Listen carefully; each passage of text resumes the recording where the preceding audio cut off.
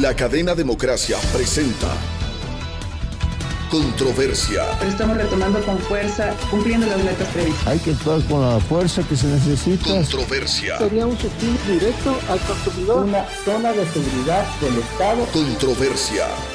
Temas relevantes analizados a profundidad. Controversia. Con Miguel Rivadeneira. Comenzamos.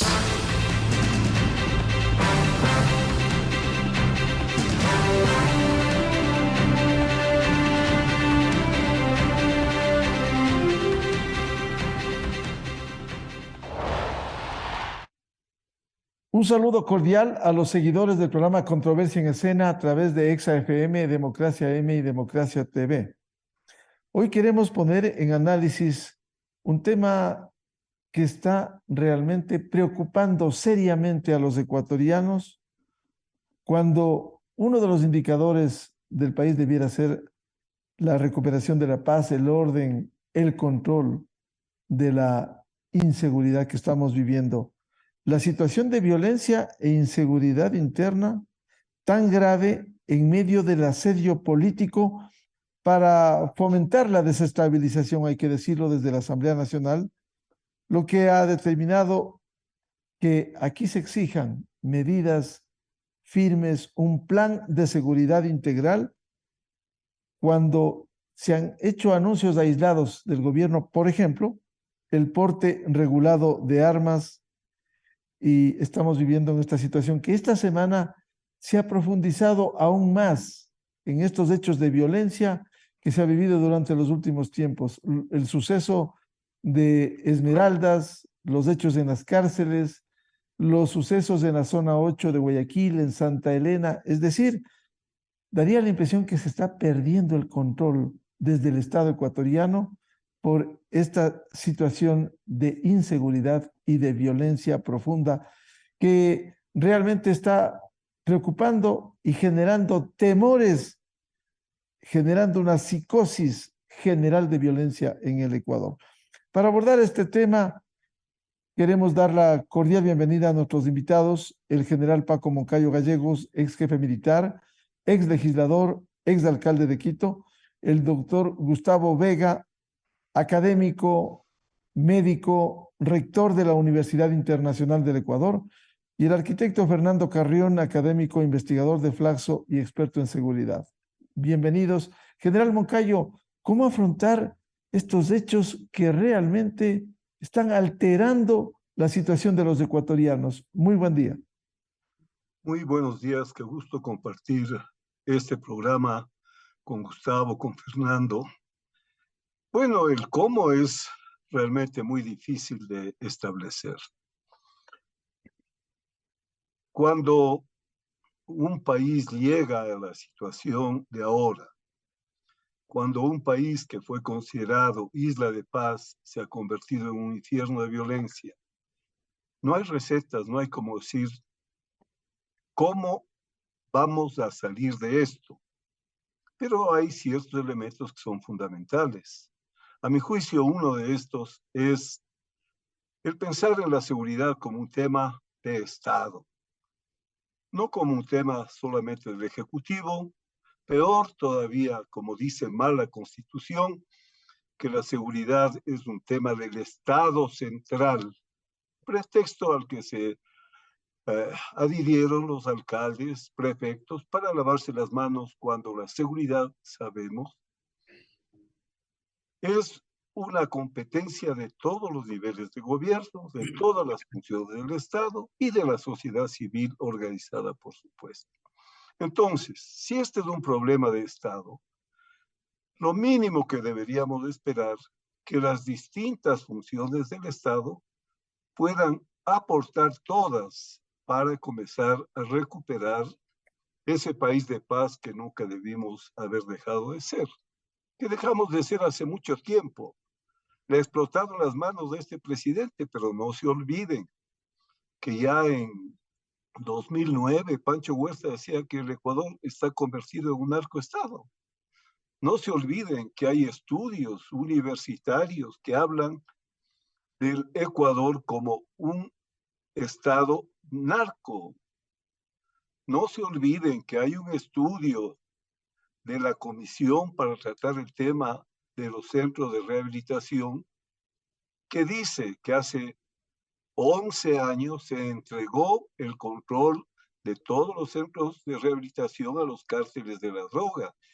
Entonces, pensar como hay sectores que quieren hacernos pensar que todo esto se debe a que llegó el presidente Lazo y nada funciona, no, esto se debe a una serie de errores que venimos cometiendo alrededor de 15 años y que hoy los estamos cosechando. Si yo diría un cómo, es dejar el tema de la seguridad al margen de la disputa irresponsable, mediocre de los políticos y ponernos a trabajar todos para, como política de Estado, aportar a corregir los errores que se han cometido y a lograr metas y objetivos concretos de mejoramiento en el campo de la seguridad. General Paco Moncayo, ¿y cómo dejar de lado estas ambiciones, aspiraciones políticas, por legítimas o ilegítimas que sean, y pensar en el bien nacional, en el bien de la paz, en el bien del interés general? Es que es realmente muy difícil lograrlo. Estamos observando que la Asamblea y un sector de la política ecuatoriana tiene como interés nacional, como objetivo nacional fundamental, volverlo a traer a Correa. Y solo trabajan para ello y no les importa un comino lo que esté pasando en el país. Ya le oímos, ya le escuchamos al señor Correa que hoy habla de que debe haber una nueva constitución, una nueva constituyente. O sea, están trabajando con un programa, ellos sí, con una estrategia, ellos sí, con una visión clara de futuro, ellos sí, con el único fin de volver a tomarse el poder, limpiar su pasado judicial y volverle a hacer al Ecuador la hacienda que fue durante más de 10 años. Bienvenida al arquitecto Fernando Carrión. ¿Cómo enfrentar este momento complejo y difícil, recuperar el control en el país, enfrentar a la violencia, a la inseguridad y tratar de lograr un acuerdo general en el Ecuador? Buen día. Buen día, Miguel. Un saludo cordial al general Moncayo, a Gustavo Vega y obviamente a toda la audiencia. Sí, lo que estamos viviendo es un gran problema de seguridad. Y aquí dos datos que me parece que son importantes. Uno, la tasa de homicidios entre el 21 y el 22, 2021 y 2022, se duplicó. Estamos con 25 homicidios por 100.000 habitantes. Y según la tendencia de este año, probablemente superemos los 34, 35 homicidios por 100.000 habitantes. Eso es dramático porque el año pasado fue el año más violento de la historia del Ecuador y este año, si es que las cosas siguen igual, va a ser el más violento. Vamos a superar al año pasado. Este crecimiento de la violencia lo que nos muestra comparativamente con el resto de países de América Latina es que el crecimiento de la tasa de homicidios del Ecuador es la más alta de América Latina, por encima de Haití, por encima de Trinidad y Tobago, por encima de Honduras, por encima de Venezuela. Realmente es una cosa compleja. Eso en primer lugar. En segundo lugar, ¿qué es lo que está ocurriendo? Me da la impresión que el Estado en su conjunto está perdiendo el control del territorio. Y aquí vienen algunos casos interesantes, complejos obviamente. Uno primero, lo que acabamos de vivir en Esmeraldas no es un hecho casual, no es un hecho aislado. Yo creo que es parte del control del territorio que ha sido perdido, porque ahí hay una disputa de dos estructuras criminales respecto de lo que significa la seguridad de esa zona. Y son los tiguerones y los lobos. El Estado está al margen. El Estado llegó de alguna manera como árbitro entre los dos sectores. Pero esto nosotros ya sabemos que a través de las vacunas, por ejemplo, estas estructuras criminales empiezan a tener un control de ciertos barrios en algunas ciudades del país, donde ya la policía, por ejemplo, no puede entrar. Nosotros hemos visto claramente ya 3 años que estos grupos regalan en estos barrios televisores, cocinas, refrigeradoras, etcétera, muy al estilo de lo que hacía Pablo Escobar, pero en una dimensión no tan grande como él hacía. Pero eso es lo que está ocurriendo. Y ahora no solo eso, sino que estos grupos están dando educación. Por ejemplo, en Esmeraldas, los tiguerones están financiando algunas escuelas.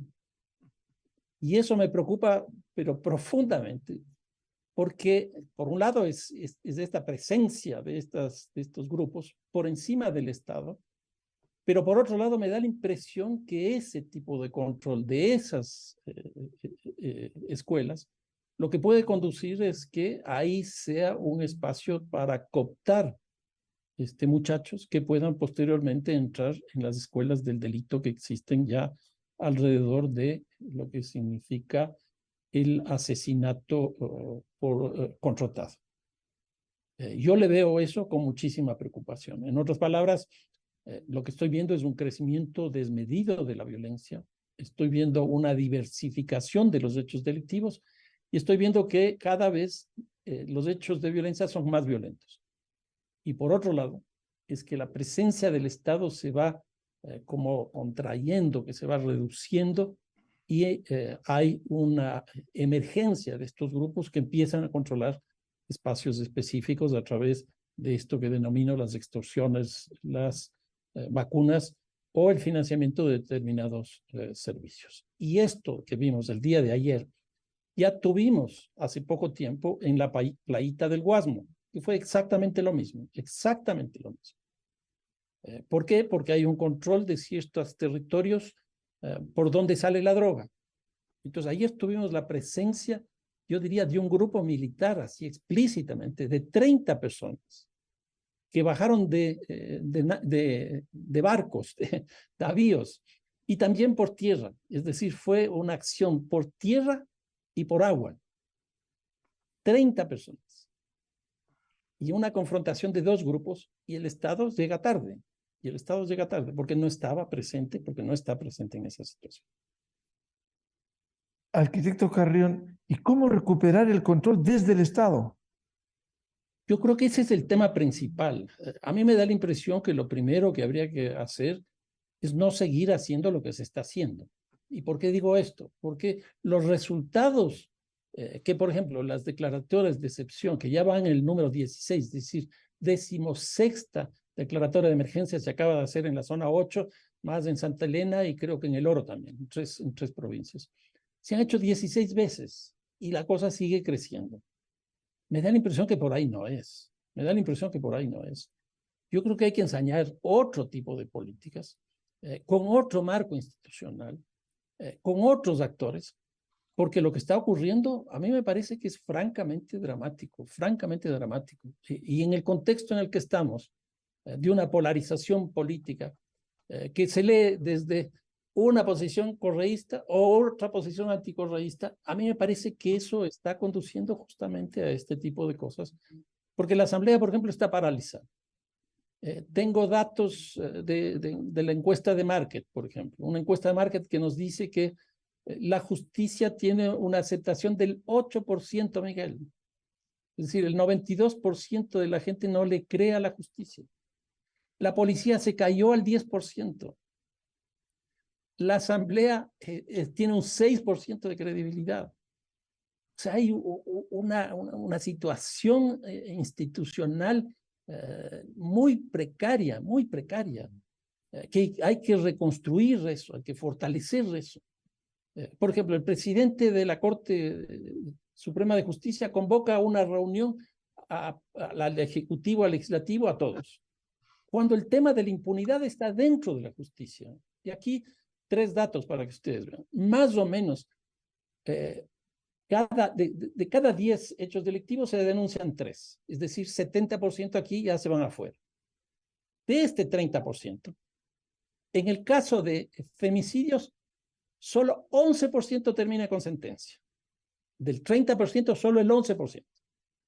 Pero en el caso de homicidios, solo el 5% del 30%. Es decir, una persona que mata en este país está seguro que no le va a pasar nada.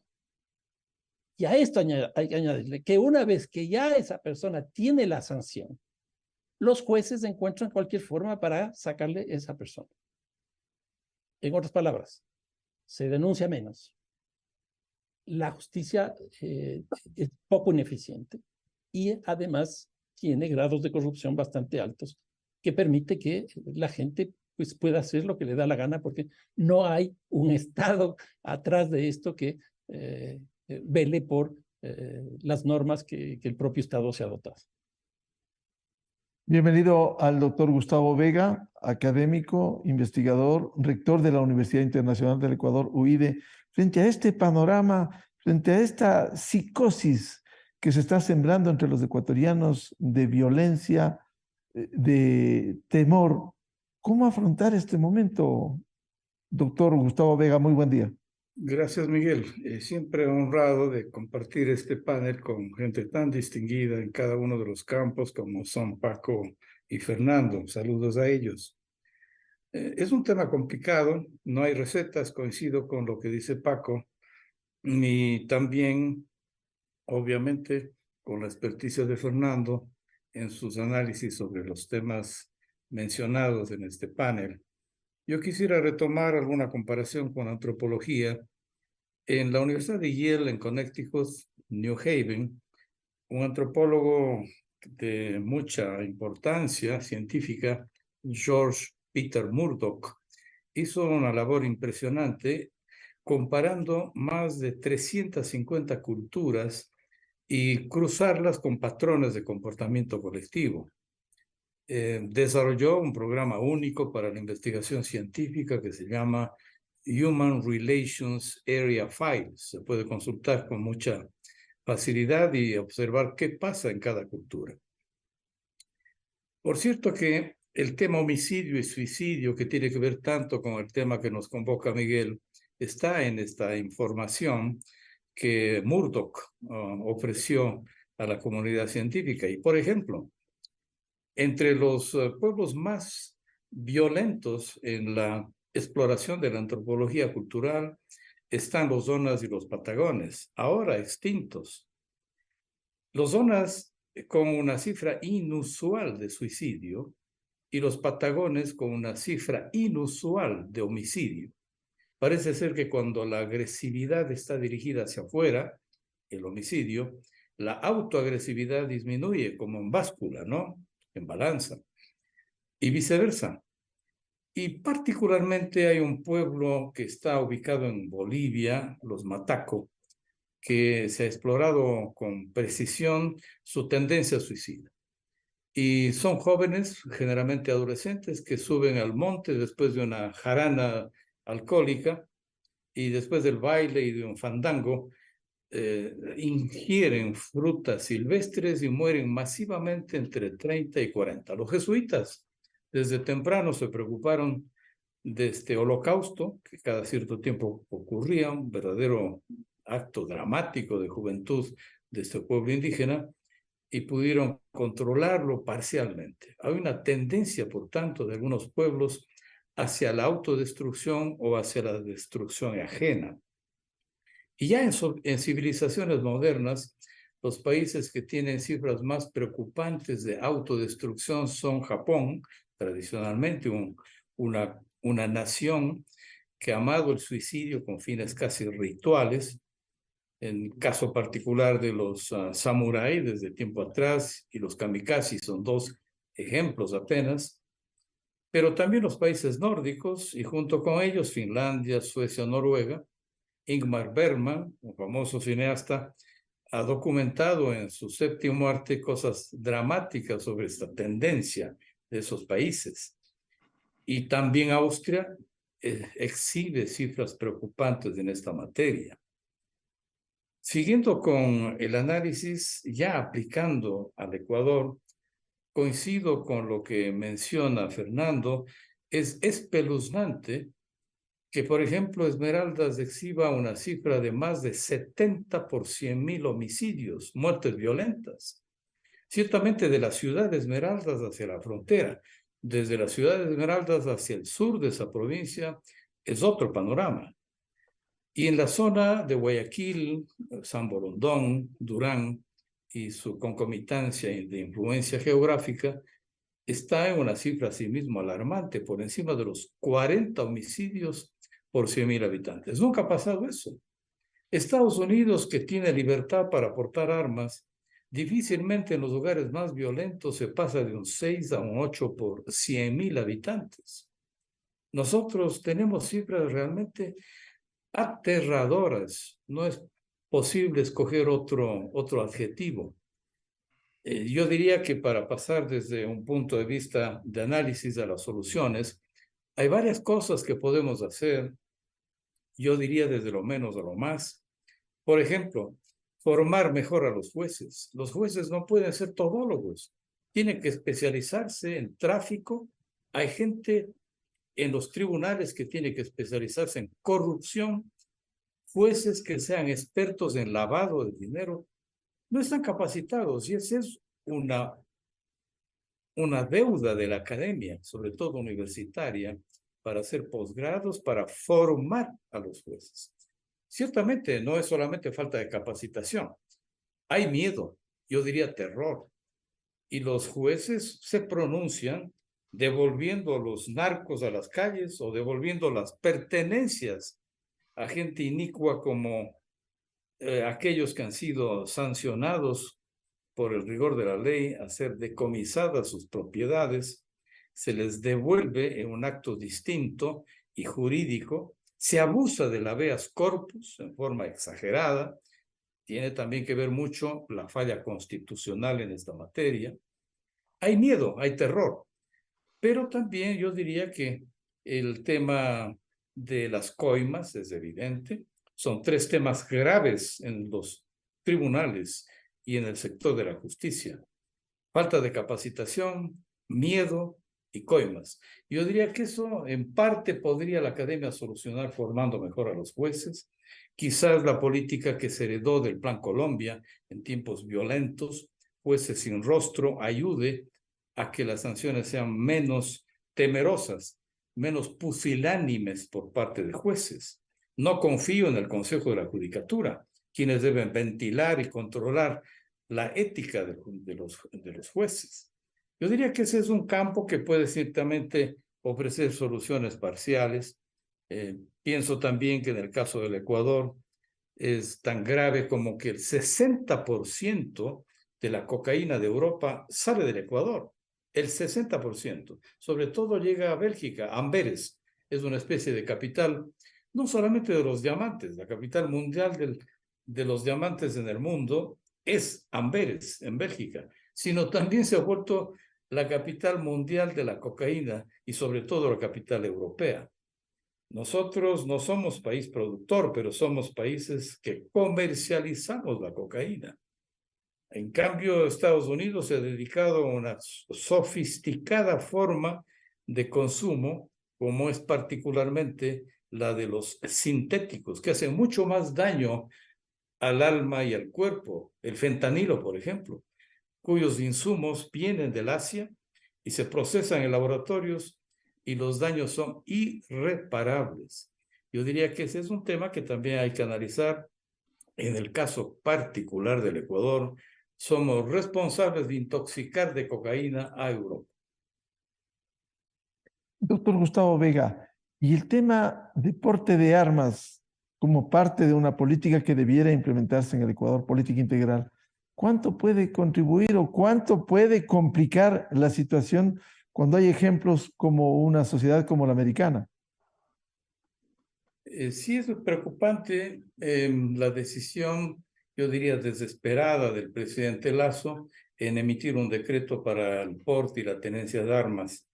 Sin embargo, está pensado sobre todo en que los cuerpos de seguridad privada podrían tener acceso al uso de armas, que difícilmente ahora pueden hacerlo más allá de su propia lotización, urbanización o zona de influencia. Sabemos que la policía aproximadamente tiene 50.000 cuadros, es exiguo en el Ecuador. Para tener una estadística comparativa internacional necesitaríamos tener unos 80 o 90.000 policías. en el Ecuador para poder ayudar a prevenir la delincuencia. Tenemos casi la mitad de esas cifras. Otro punto es la delincuencia dentro de la policía. Y ha sido evidentemente ejemplarizado entre lo menos y lo más. La corrupción en todos los campos de la sociedad ha permeado en forma realmente dramática y vergonzante.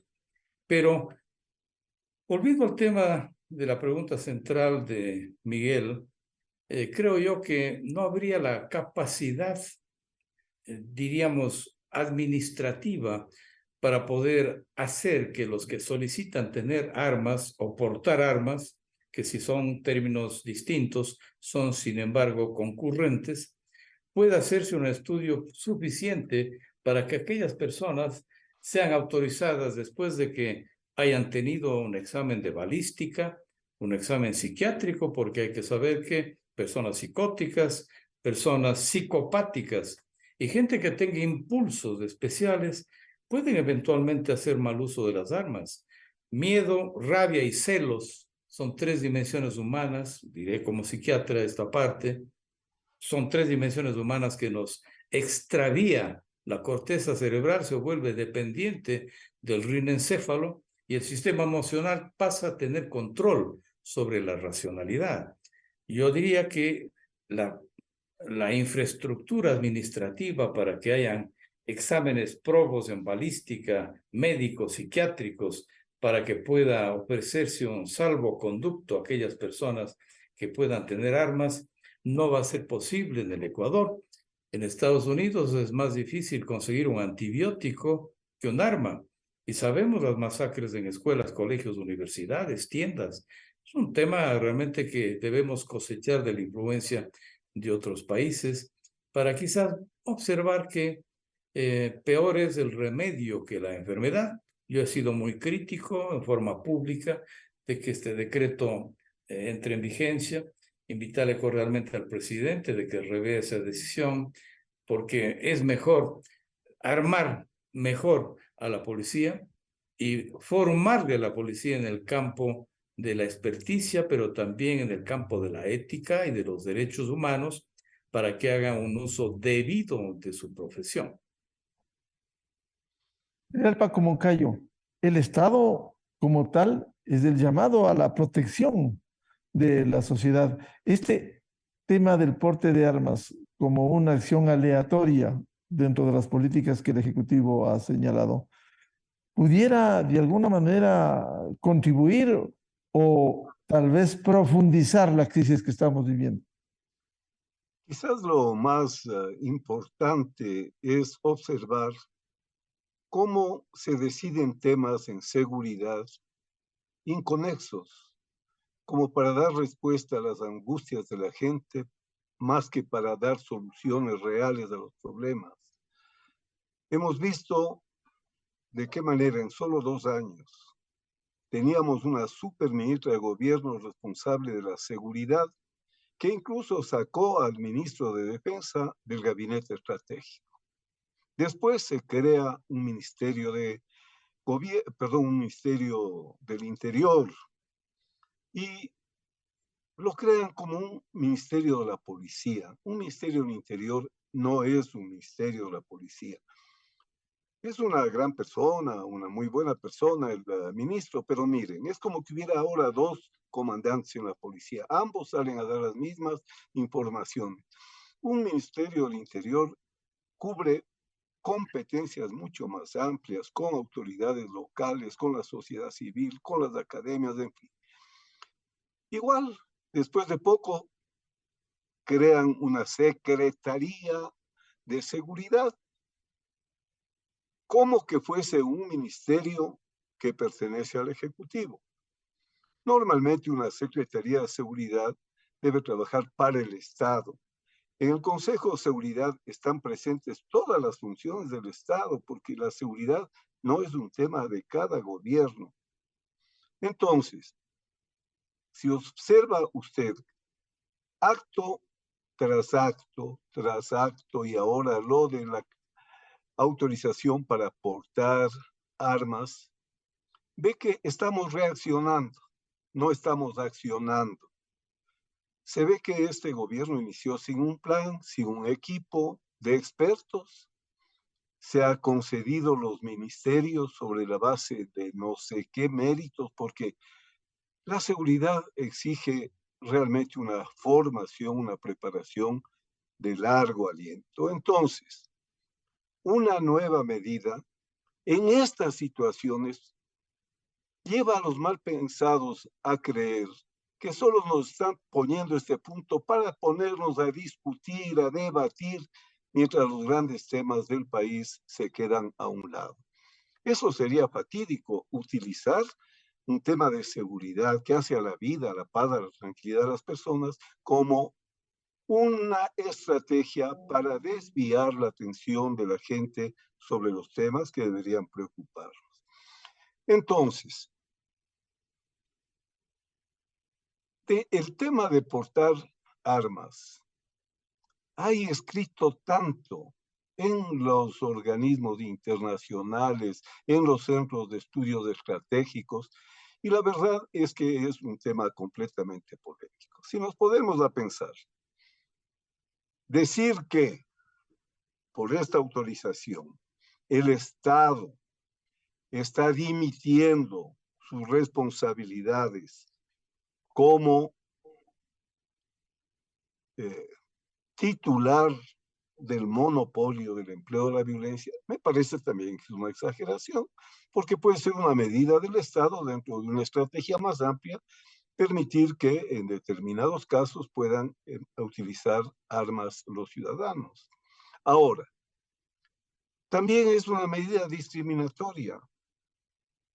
¿Quién va a poder comprar una arma del tipo que está autorizado?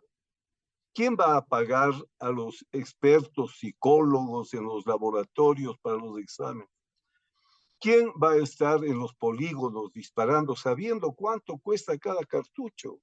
Entonces va a ser una medida para los que tienen plata, los que tienen relaciones, los que pueden hacerlo. Esto es discriminar porque los más pobres entonces quedan también al margen de esta medida. Estamos tratando el tema de la seguridad con palos de ciegos. Así no podemos seguir. Necesitamos, vuelvo a decir, pensar, repensar la seguridad. Aquí hay muchas personas que pueden no estar de acuerdo conmigo, pero es lo que veo en el mundo. Yo estudio estos temas, escribo sobre estos temas, doy clases sobre estos temas. Y mi visión es que estamos utilizando paradigmas antiguos.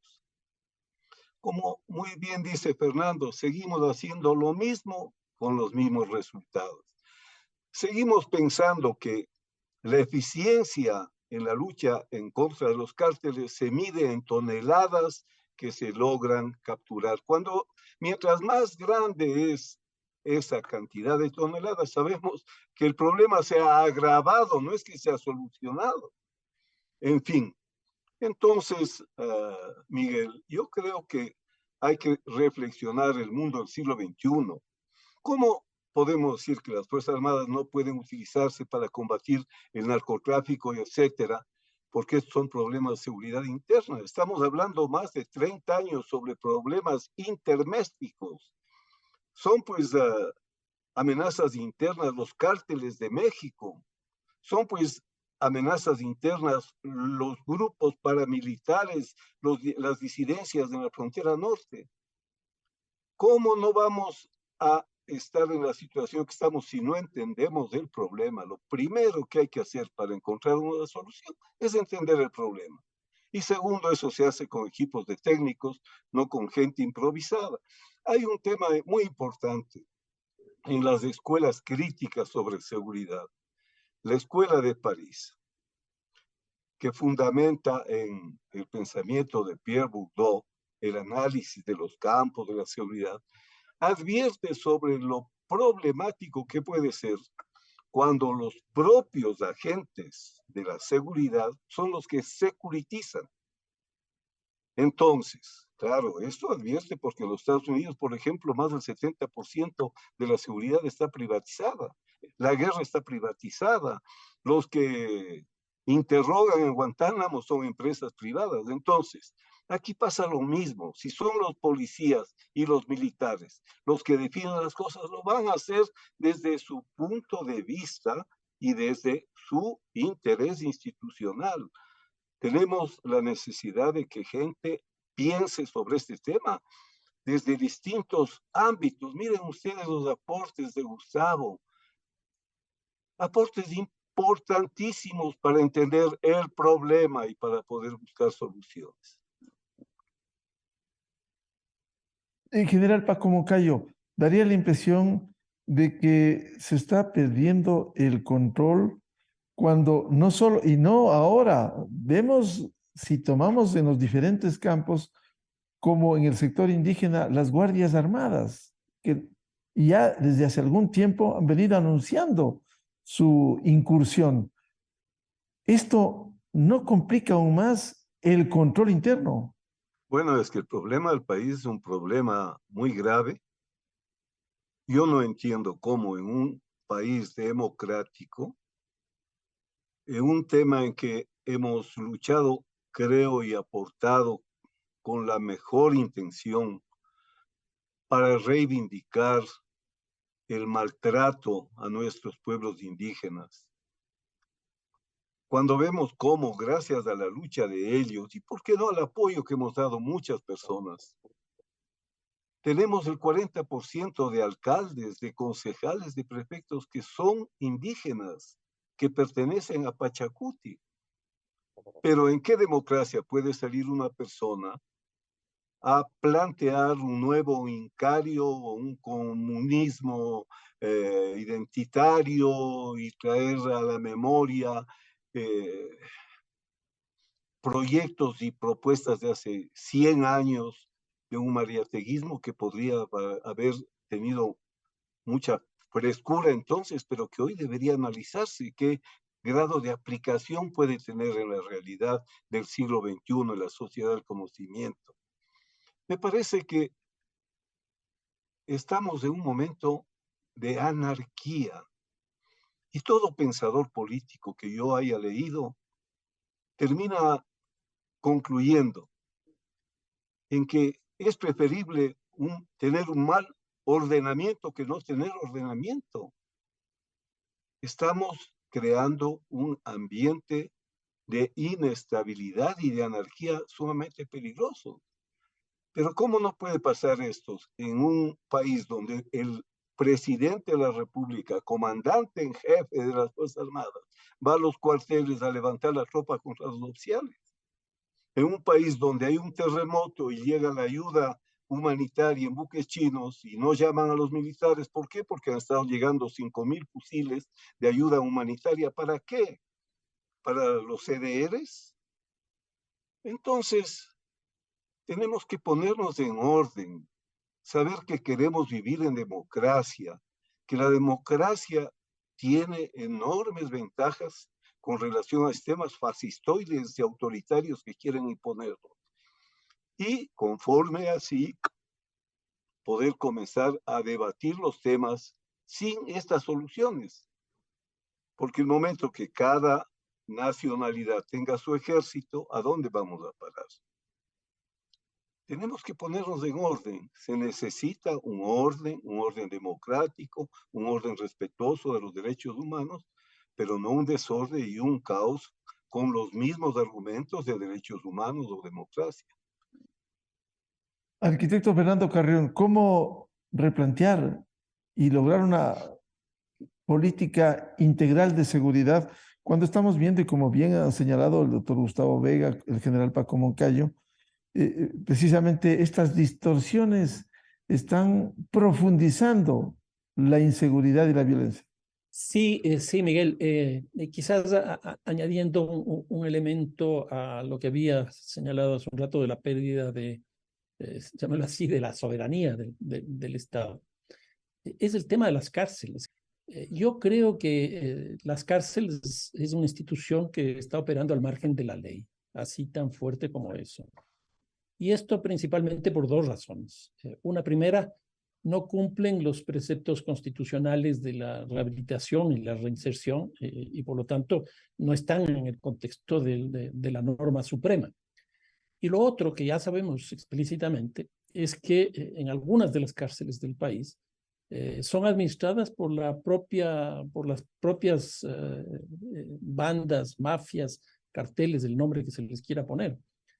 Sabemos, por ejemplo, que la penitenciaría litoral tiene 12 pabellones y sabemos exactamente en qué pabellón está qué grupo criminal. Por eso es que cada que se moviliza gente de un pabellón a otro o de una cárcel a otra, pues estallan los problemas muy, muy fuertemente. Entonces yo creo que aquí también hay una pérdida. A mí me parece que dentro de las cárceles hay mucho más recursos económicos que fuera de las mismas, y por otro lado están siendo administradas directamente por estos grupos criminales. ¿Qué hacer frente a esto? Yo creo que una de las cosas fundamentales es darle estabilidad a las personas que manejan las distintas instituciones. Por ejemplo, hemos tenido 3 ministros de defensa, hemos tenido en un año 2 ministros del interior, hemos tenido 4 secretarios de la SENAI, y así podemos seguir viendo. En el caso de inteligencia, también 4. Acaba de renunciar, según se dice, no sé, mañana probablemente se produzca esto, el secretario de Seguridad Ciudadana, que ha durado 8 meses. Yo no sé cómo se puede hacer política con funcionarios que duran 6 meses, 7 meses, 8 meses. Es una inestabilidad francamente compleja. Ahora, una cosa que a mí me parece importante es una discusión clave, fundamental. ¿Desde qué marco institucional se trabaja las políticas de seguridad? Yo sostengo, igual que el general Moncayo, que se creó un Ministerio del Interior supuestamente para manejar la seguridad, pero terminó siendo un Ministerio de la Policía, manejado por policías. Y esto, por ejemplo, en el caso del general Carrillo, que yo tengo muy buen concepto de él, se vio contaminado con el femicidio que se produjo en la policía, porque no hace mucho tiempo había dejado la comandancia general de la policía, y me dio la impresión de que no logró diferenciar lo que es ministro a lo que es comandante general de la policía. Por eso es que siguió haciendo las funciones de comandante de la policía.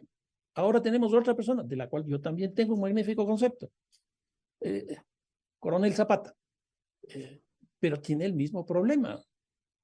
Entonces, una cosa es tener Ministerio del Interior, y yo creo que este Ministerio del Interior deberían convertirlo en un Ministerio de la Seguridad, donde dentro del mismo esté, por ejemplo, el SNAI. A mí me parece que fundamentalmente las cárceles no pueden estar hoy día fuera del contexto general de las políticas de seguridad ciudadana, porque ya sabemos perfectamente bien que desde adentro de las cárceles se cometen hechos delictivos. Esa cosa que decíamos antes que eran las universidades del delito, las escuelas del delito, hoy día podemos decir que es la fábrica del delito.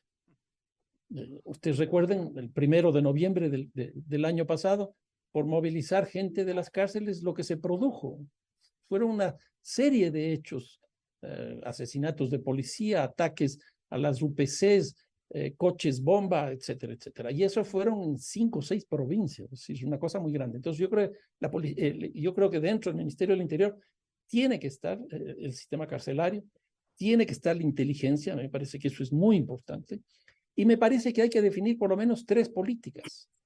Una sobre la violencia común, que tiene mucho que ver con la crisis económica, es decir, con el COVID, con la guerra de Rusia con Ucrania, el manejo que se está haciendo de la economía, etcétera. Una segunda que me parece fundamental, que es la violencia discriminatoria, donde está la violencia de género principalmente. Y una tercera, que es la violencia de los mercados ilegales, donde está el narcotráfico. Por ejemplo, ¿quién maneja el narcotráfico en el país? Entonces, unos me dirán las Fuerzas Armadas, otros me dirán la policía, otro el UAFE, y así sucesivamente.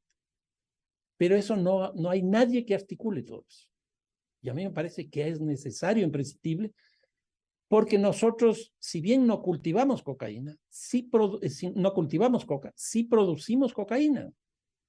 O sea, laboratorios en Esmeraldas, laboratorios en Santo Domingo, laboratorios en Sucumbíos, laboratorios en Manabí, laboratorios en la provincia de Bolívar, etcétera.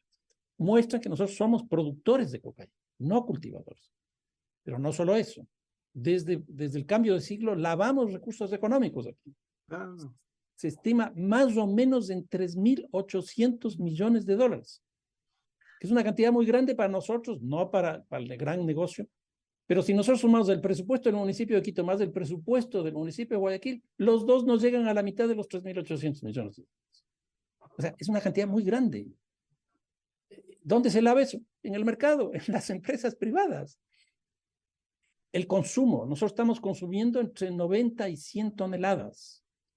¿Qué hacemos frente al consumo, frente al mercado interno? Yo no conozco. Tenemos la tesis de la penalización, tenemos la tesis de la despenalización, tenemos la tesis de la salud pública. No tengo la menor idea. No tengo la menor idea. Entonces, necesitamos política frente al consumo, frente a la importación, frente a la exportación, frente al lavado, etcétera, etcétera. Y alguien tiene que hacer. Y yo creo que ese Ministerio del Interior debería estar ahí. Y ese Ministerio del Interior, construir un sistema nacional de seguridad ciudadana, donde estén los municipios. La ventaja que estén los municipios van por dos lados. Por un lado, los municipios lo único que podrían hacer, incluso habría que hacer una reforma al COTAD, lo único que podrían hacer es prevención, porque no tienen policía, no tienen justicia y no tienen cárcel, y ojalá no la tengan. Entonces, ¿qué es lo que pueden hacer? Prevención. Y una segunda cosa, es que la violencia y el delito tienen una geografía. Nosotros sabemos perfectamente bien que la violencia de la frontera norte es distinta a la de la frontera sur, que la violencia de Quito es distinta a la de Guayaquil, que la de Guayaquil es distinta a la de y así sucesivamente. ¿Quién puede absorber esa diferencia? Los municipios. Entonces, yo creo que los municipios pueden estar ahí. Me gusta la idea del presidente Lasso, por ejemplo, de trabajar con la guardianía privada. ¿Y por qué digo esto? Porque más o menos efectivos policiales nosotros tenemos 55,000 esta ruta. Y más o menos el doble de eso es guardianía privada. Si nosotros sumamos uno y otro, tenemos un pie de fuerza, como generalmente dicen, de 160, 170,000 personas trabajando en esa perspectiva. ¿Que hay que hacer reformas? Sí. ¿Que hay que cambiar las normas? Sí. ¿Que hay que cambiar los protocolos? También. Pero a esto, ¿qué es lo que le llamamos? Siempre le hemos llamado cooperación público-privada. ¿Por qué no hacemos eso en este caso? Que lo mismo ocurre, por ejemplo, con el ECU 911, que ya tiene 12 años de existencia y no se lo ha renovado. Pero ¿cómo planteo aquí lo público-privado? Todos nosotros tenemos en nuestros edificios donde trabajamos, vivimos, etcétera, etcétera, sistemas de videovigilancia. Pero ¿cuántos de esos están articulados al ECU 911? Yo diría que ninguno. Entonces, nuevamente, cooperación público-privado. La ventaja que tiene el ECU 911 es doble. Por un lado, respuesta temprana, porque está vinculada a la policía, está las Fuerzas Armadas, está el Ministerio de Salud, está bomberos, etcétera, etcétera. Pero por otro lado, está articulado también para inteligencia con el INEC, con el Servicio de Rentas, con un conjunto de instituciones que el rato que llega toda esa información, por ejemplo, de videovigilancia, nosotros sabemos perfectamente cómo se llama esa persona porque se contrasta la información de videovigilancia con la que viene, por ejemplo, del INEC. Entonces, yo creo que ese tipo de cosas son absolutamente necesarias. En otras palabras, el Ministerio del Interior tiene que convertirse en Ministerio de la Seguridad. Ahí adentro tienen que estar la policía, tienen que estar las cárceles, tiene que estar inteligencia, etcétera, etcétera. Y tienen que construir un sistema nacional de seguridad donde estén los municipios, donde estén las cámaras, donde esté la guardianía privada, etcétera, para enfrentar colectivamente. En otras palabras, que se lleve a la práctica la política del encuentro. Doctor Gustavo Vega, con este entorno, ¿cómo articular una política que permita desde el Estado el control, sumar esfuerzos, articular reformas que se ha venido demandando? Porque daría la impresión que estamos perdiendo el control absoluto, incluso con guardias armadas ilegales, señalando incluso lo de las guardias indígenas que públicamente se ha señalado, no ahora, sino durante los últimos tiempos. En efecto, para simplemente hacer una metáfora de la historia, 3 plagas modernas en el Egipto actual, cabe señalarlo: el narcotráfico, sin duda, la inseguridad y, por cierto, la corrupción, que van de la mano, son temas concurrentes. 3 plagas de Egipto en donde tenemos que cambiar el paradigma.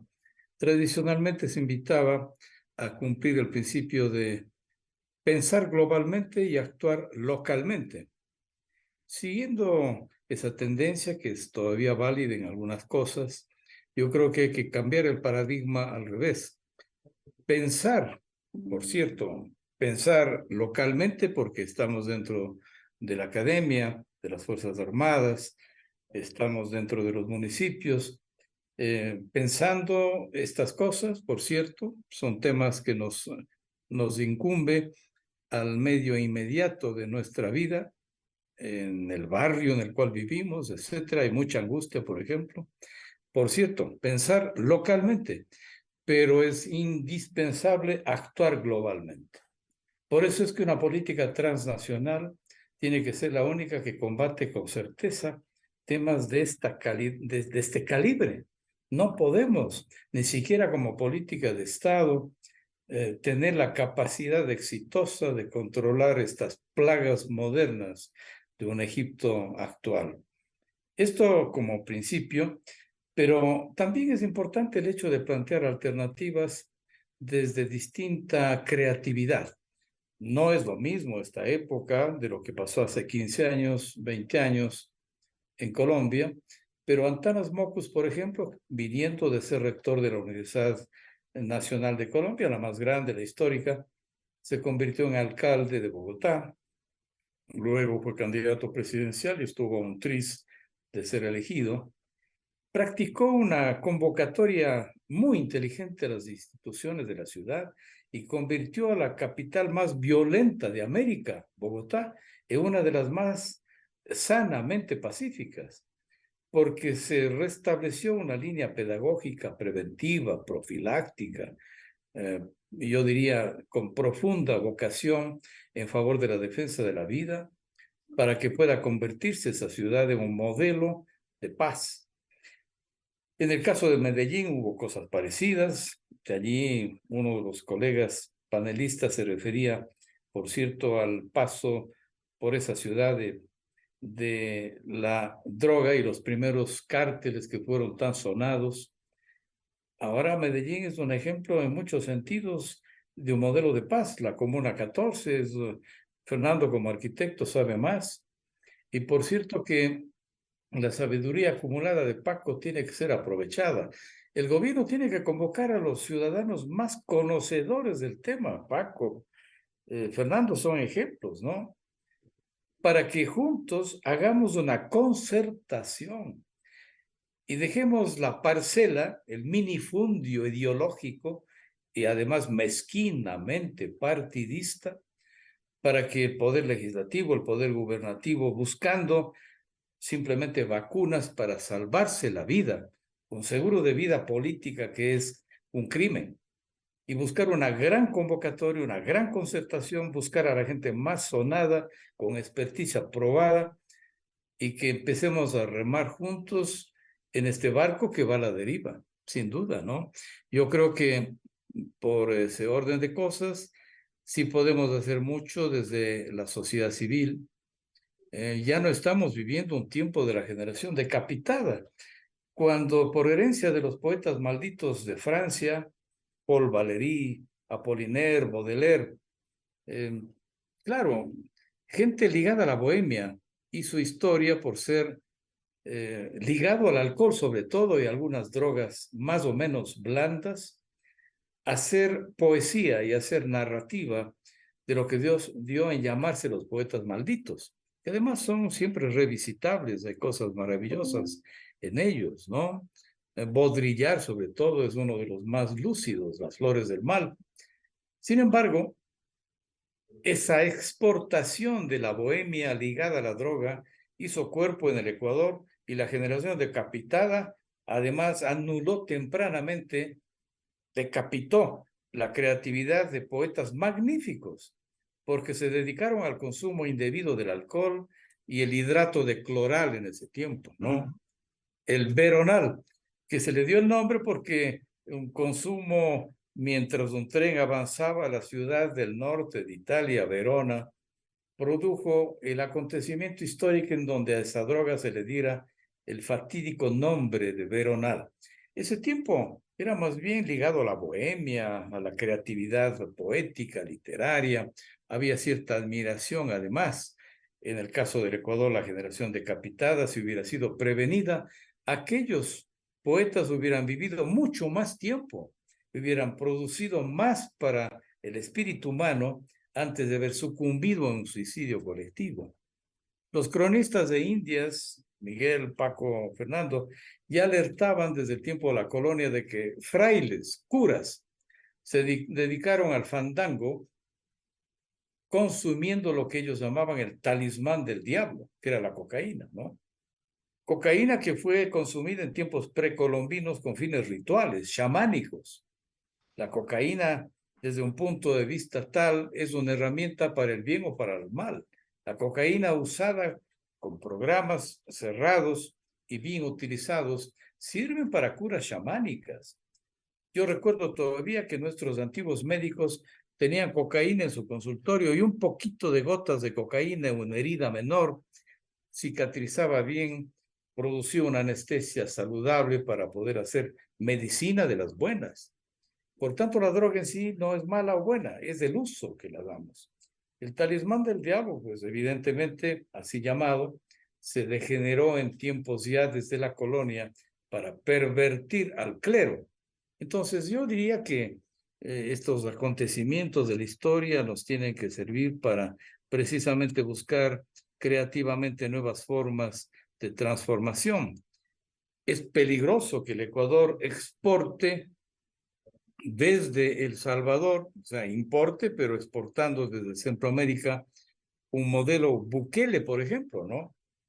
Yo creo que es bueno asistir con mucha objetividad, con acceso a la ciencia, el modelo Bukele en el caso de El Salvador.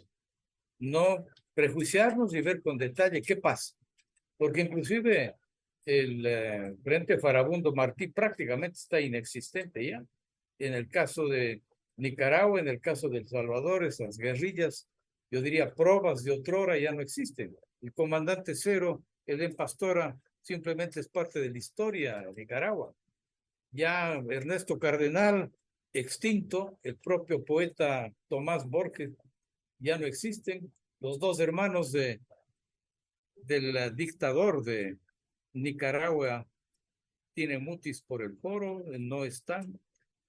Y la vicepresidenta de ese país, sobrina nieta, nada menos que de César Augusto Sandino, un ícono en la leyenda de ese país, gobierna en forma dictatorial, exportando, mandando en aviones a los disidentes políticos, cerrando la embajada del Vaticano. El modelo de Centroamérica es peligroso que se exporte al Ecuador, y particularmente el tema Bukele, que haya logrado en la primera etapa una especie de armisticio con los maras, los salvatruchas posiblemente. Ahora hay una persecución, y yo diría que la popularidad inmensa que tiene Bukele ha permitido que haya un cierto clima de paz, y por eso la popularidad inmensa que tiene él. Pienso que es bueno someterlo al juicio de la historia, no cerrarse de banda y ver con detalles cuáles son los pros y contras de ese modelo. Pero aterrizando, y quizá para concluir esta quizás ya última etapa de las preguntas inteligentes y preocupadas que tiene Miguel para nosotros, yo creo que es muy grave el hecho de que hemos convertido a las cárceles como panacea de la solución de la maldad humana. Mientras otros países cierran cárceles y son museos, yo recuerdo la cárcel de Zacatecas, es un museo de arte, y ni se diga, por supuesto, la de Alcatraz, la de Robben, frente a Ciudad del Cabo, en donde estuvo casi 28 años Mandela, es un museo para aprender lo que no se debe hacer. En nuestro país se ha pensado que hacer más cárceles y mal hechas, mal administradas, mal distribuidas, ha sido una solución perversa, jugando con yo diría, la dificultad de trasladar esto a la historia. El doctor Guillotín, de alguna manera, humanizó la pena capital, porque antes la pena capital se practicaba con hacha, perdón por lo kafkiano de la comparación. Y cuando se practicaba este método primitivo, evidentemente, el modelo moderno de la guillotina vino a humanizar un hecho que en la época del terror, después de la Revolución Francesa, dio al traste con versiones más rudimentarias. Vivimos una verdadera y peligrosa política de la guillotina en nuestro país. Guillotina que ha perdido la eficiencia y ha vuelto a ser horca, hacha y una dantesca forma de abolir la vida de los seres humanos. Por eso es que creo que realmente tiene que haber una gran concertación nacional para que los oscuros y desprestigiados intereses políticos de los organismos del Estado convoquen una gran minga nacional para recuperar este país que se nos va de las manos. Muy importante, y esto les traslado en esta inquietud final. General Paco Moncayo, ¿por qué no lograr una concertación, esta minga que dice el doctor Gustavo Vega? Si es viable la paz, la unidad y la reconciliación, usted como actor importante, líder en la guerra con el Perú en otras condiciones, identificado el enemigo, recuerdo que hubo 3 expresidentes de la República, el ingeniero Febres Cordero, el doctor Osvaldo Hurtado, el doctor Rodrigo Borja, fueron donde Sixto Durán Ballén y dieron su contribución con sus ideas. ¿Por qué no articular al unísono esta concertación para enfrentar a la violencia y no seguir con estas ambiciones mezquinas políticas?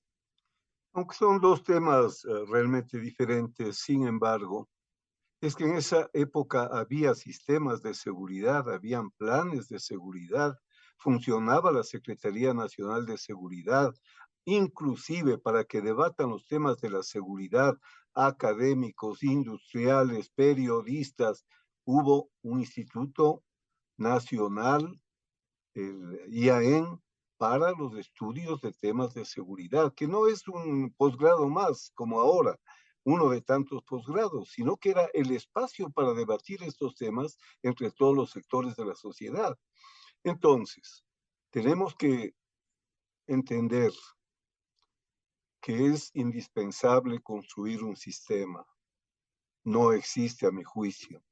Lo que es más, mientras el Estado va lentamente asumiendo estos problemas, la amenaza, que son pues el crimen organizado, en fin, los cárteles, tienen una enorme flexibilidad para cambiar, mutarse, reorganizarse, y vamos siempre atrás los estados debatiendo largamente algunos temas que ya están perdidos en la historia. Me parece que no solamente necesitamos un acuerdo nacional. Leo, por ejemplo, en África Central, tienen una política regional de defensa, una política centroafricana de seguridad. Nosotros sabemos que estas son amenazas transnacionales. Aquí debería jugar un papel fundamental la Cancillería. El 2003 hubo un gran debate para definir un nuevo paradigma de seguridad en el hemisferio. Se ha evaluado el resultado de esta política. Ya hablamos del 2003. La política multidimensional o la seguridad multidimensional. Yo creo que hay que enfrentar el tema en múltiples niveles, en múltiples espacios, sin omitir por supuesto que un país primero tiene que saber lo que está haciendo al interior hasta para poder conversar en serio con los países vecinos. Estamos en el peor sitio geográficamente, rodeados de los principales productores de hoja de coca, Colombia, Perú, Bolivia.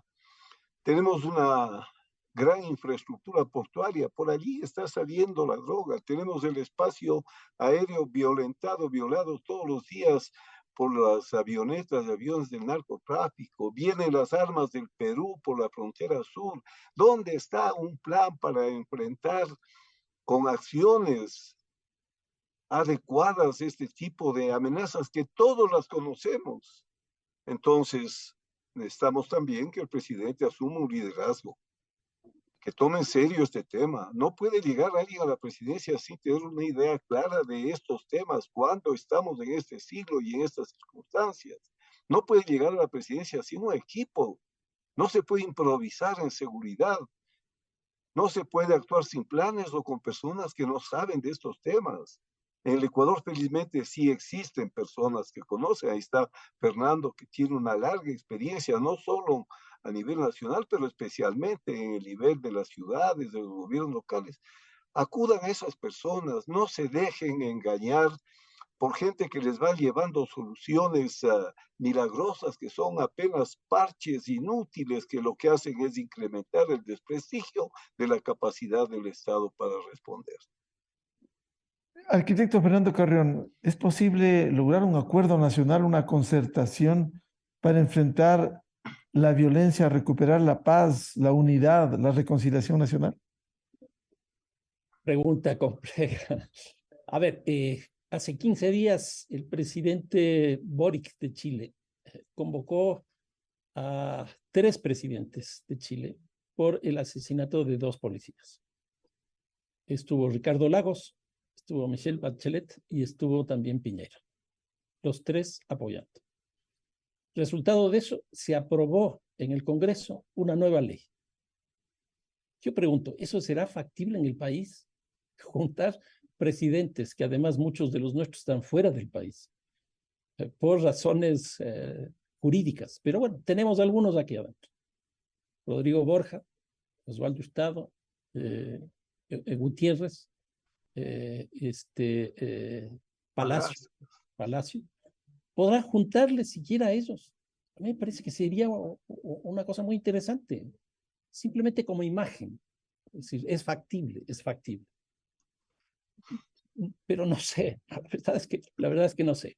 Y que de ahí se pueda plantear alguna cosa mucho más genérica, por ejemplo, frente a la Asamblea, cuando la Asamblea esté en otra cosa. Yo veo el tema de la justicia también en una situación complejísima. De tal manera que yo diría, sí, es absolutamente necesario, imprescindible, etcétera, pero no le veo muy posible que en un Ecuador como el nuestro una cosa de este tipo pueda llevarse a cabo. Doctor Gustavo Vega, si es que no hay esta concertación, no hay esta minga, este acuerdo en la búsqueda de la paz, la unidad, ¿cuál es el escenario del Ecuador? La historia nos da luces. Cuando hubo un momento crucial en la vida del país, el general Eloy Alfaro convocó a socialistas, comunistas, liberales y conservadores a una gran concentración para que el Ecuador esté al borde de salir de un atajo dificilísimo. ¿Se acuerdan ustedes que inclusive las Galápagos fueron tomadas unilateralmente por los Estados Unidos y solo después de tomadas se informó al país por los riesgos que tenía precisamente un país que no tenía la suficiente credibilidad? Y en ese orden de cosas nos sirve mucho lo que pasó en el tiempo de Alfaro, que haciendo una abdicación de las tendencias ideológicas, se concentre a personas del más alto nivel y que representen a distintos sectores de la población. Alfaro convocó a Honorato Vázquez, un representante del Partido Conservador del más alto nivel, y a José Peralta, uno de los más grandes representantes del liberalismo.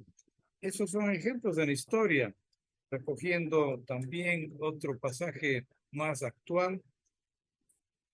El presidente Durán Ballén convocó a los expresidentes cuando hubo un momento tan tenso como que solamente Paco Moncayo podrá recordar en carne viva lo que ocurrió frente a la guerra con el Perú. Son ejemplos. También en este orden de cosas, yo creo que el presidente tiene que dejar de pensar en su equipo de trabajo como ex empleados de banco y concertar una reunión del más alto nivel con todas las tendencias. Es hora de que nos nombremos al gabinete a solamente personas que son empleados de una empresa. La empresa es del Ecuador. Yo diría que ese es el camino, junto con una visión que coincido nuevamente con el espíritu de Paco, recordando lo que pasa en Centroáfrica. Tenemos que pensar globalmente y actuar globalmente. Pensar también localmente, sí, en la academia, en las Fuerzas Armadas, en los municipios, pero sobre todo actuar globalmente, concertando intereses no solamente nacionales, sino transnacionales. Quiero agradecer sinceramente este valioso aporte desde los diferentes ángulos para analizar esta grave y compleja situación interna que estamos viviendo de inseguridad y de violencia que está asediando a los ecuatorianos, que está generando temores y miedo. Y también rescatar estas sugerencias como buscar hacer una minga que se invite y deben converger a esta unidad, a esta concertación, a esta unión en la búsqueda de la paz y la reconciliación nacional frente al ambiente grave que estamos viviendo. Muchas gracias al doctor Gustavo Vega, rector de la Universidad Internacional del Ecuador, el arquitecto Fernando Carrión, investigador de Flaxo, y el general Paco Moncayo, ex jefe militar, ex legislador y ex alcalde de Quito. Muchas gracias, como siempre, su valioso aporte. Muy buen día. Muchas gracias. Muchas gracias. Muchas gracias. Con esto cerramos el programa Controversia en Escena a través de ExaFM, Democracia M y Democracia TV. Y les deseamos